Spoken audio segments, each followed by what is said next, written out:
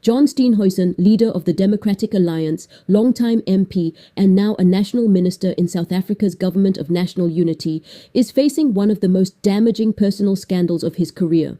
And this time, it has nothing to do with politics, policy, or party positions. It has everything to do with money. His money. According to explosive details revealed by Daily Maverick, Steenhuisen, who earns over 2.66 million rand per year, excluding allowances and benefits, failed to pay nearly 150,000 rand in credit card debt.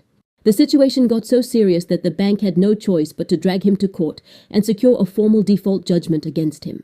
A default judgment is not a small thing. It's the kind of legal black mark that ordinary South Africans try to avoid at all costs because it can destroy your credit record for years. And what makes this story even more shocking is that Steenhuisen's financial troubles come despite the fact that his position grants him free government housing, free electricity, free water, VIP security, travel allowances, staff, and several other taxpayer-funded benefits. That means the majority of his income is disposable, yet somehow the DA leader still found himself drowning in personal debt he couldn't settle.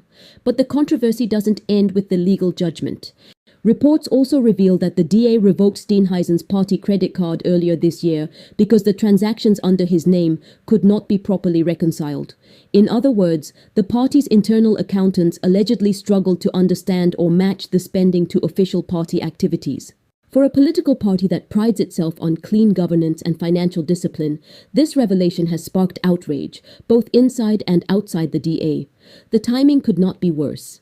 Adding even more fuel to the fire, several reports, including statements linked to former DA finance chairperson Deon George, claim that Steenhuisen allegedly used the DA's party credit card for personal expenses, including takeaway food for himself and his family. Sources told the media that some of the transactions included Uber Eats and food purchases that had nothing to do with party work.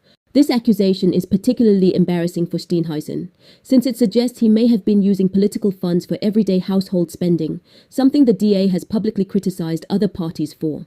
Steenhuisen is heading into a crucial DA elective congress, where he is expected to seek re-election as party leader. The debt scandal threatens to weaken his credibility and open the door for internal critics to question not only his leadership style, but also his judgment and personal discipline. There's also a much larger concern being raised by political analysts. How can a minister who appears to struggle with his own finances be trusted to manage a department with a budget of nearly 8 billion rand? It's a question that the public has not been shy to ask, especially at a time when South Africans are demanding transparency and accountability from all political leaders, regardless of party.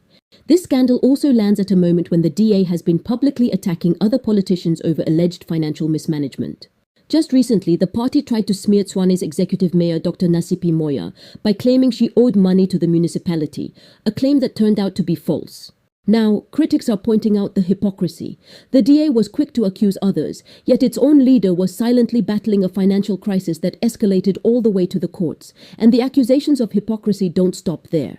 In recent months, the DA has been dealing with its own internal controversies, including corruption allegations in Tshwane involving tender irregularities and mismanagement under DA-led administrations, the George municipality scandal, where DA members were implicated in fraud and misconduct related to housing projects, Knysna tender disputes, which raised questions about procurement favoritism under DA leadership. So for critics, the Steenhuisen debt scandal doesn't exist in isolation. It adds to a pattern of financial inconsistencies and internal disputes that the DA has been struggling to contain.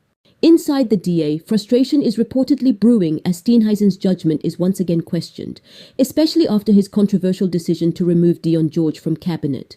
Others point out that George's removal was not just political, but directly linked to his refusal to overlook irregularities in Steenhuisen's party credit card spending, including food and personal expenses that could not be reconciled.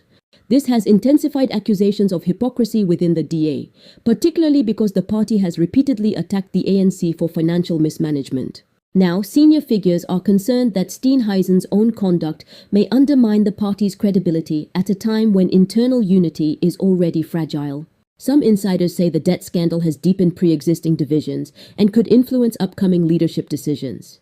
But the reality is this: leadership is not only about policy and politics. It's also about trust, stability, and responsibility. And for many South Africans, The idea that a national minister, with a high salary and state-funded perks, still ended up in debt so severe that the bank had to take legal action is deeply unsettling. As this story continues to unfold, one thing remains clear. This is not just a headline about unpaid debt. It's a moment that raises real questions about financial discipline, political transparency, hypocrisy within the DA, and whether personal mismanagement can spill into public office.